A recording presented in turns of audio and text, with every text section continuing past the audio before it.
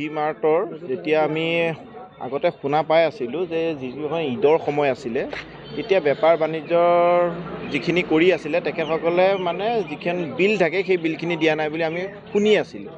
আজি আমি বজাৰ কৰিবলৈ আহোঁতে নিজেই প্ৰত্যক্ষ কৰিলোঁ তেওঁলোকক যে বিলখন আমাক দিয়ক বুলি কওঁতে তেখেতসকলে দিব পৰা নাই, কৈছে যে হোৱাটছআপৰ জৰিয়তে আপোনালোকৰ বিলটো পে'মেণ্ট হ'ব কি বোলে আপোনালোকে পাব বুলি কৈছে। এতিয়া ঘটনাৰ কথাটো হ'লকে দুখীয়া সৰ্বসাধাৰণ মানুহৰ যিটো প্ৰিপেইড মোবাইল থাকিব, কম দামী মোবাইল থাকিব, এই মোবাইলখিনিত তেখেতসকলে হোৱাটছআপৰ জৰিয়তে কেনেকৈ কেনেকৈ যাব।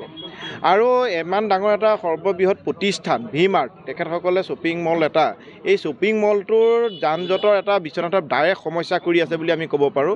পৌৰসভাই ইয়াৰ কি ব্যৱস্থা লয় আমি জনা নাই, আমি পৌৰপতি মহোদয়কো ফোনযোগে তেখেতক জনাইছোঁ, কিন্তু এতিয়া আপোনালোকে নিজে প্ৰত্যক্ষ কৰক যে ইয়াত কোনো পাৰ্কিঙৰ ব্যৱস্থা নাই আৰু উচ্চ স্তৰত তেখেতসকলে গান লগাই পেলাই ইয়াৰ এটা পৰিৱেশ বিনষ্ট কৰি আছে বুলি আমাৰ স্থানীয় ৰাইজে আমাক জনাইছে।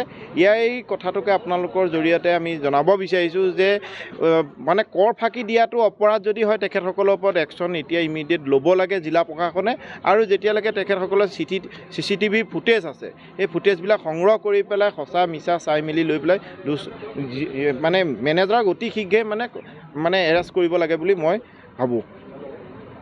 এই ভি মাৰ্টে মানে আমাৰ বিশ্বনাথ চাৰিআলিত বহুত মানে অশান্তিৰ সৃষ্টি কৰিছে। লগতে ইহঁতে কি কৰিছে, কেইদিনমানৰ পৰা আকৌ চাইছোঁ যে ইহঁতে মানে কিছুমান বস্তু বিলিং নকৰে কাষ্টমাৰক। মানে ইহঁতৰ নাজানো কি সমস্যা নাই বা ইহঁতৰ নিজে কৰ ফাঁকি দি আছিল নাজানো। লগতে পাৰ্কিং ব্যৱস্থা নাই আৰু গোটেই দিনটো মাইক ইমান বজাই ৰাখে যে মানুহ ওচৰ চুবুৰীয়া দোকানদাৰীবিলাকে মানে দোকানদাৰীটো বাদে দিয়ে, ওচৰ চুবুৰীয়াত মানুহ ষ্টুডেণ্ট আছে, ইয়াত মানুহ থকাখিনি বিৰাট অশান্তিত ভুগিছে।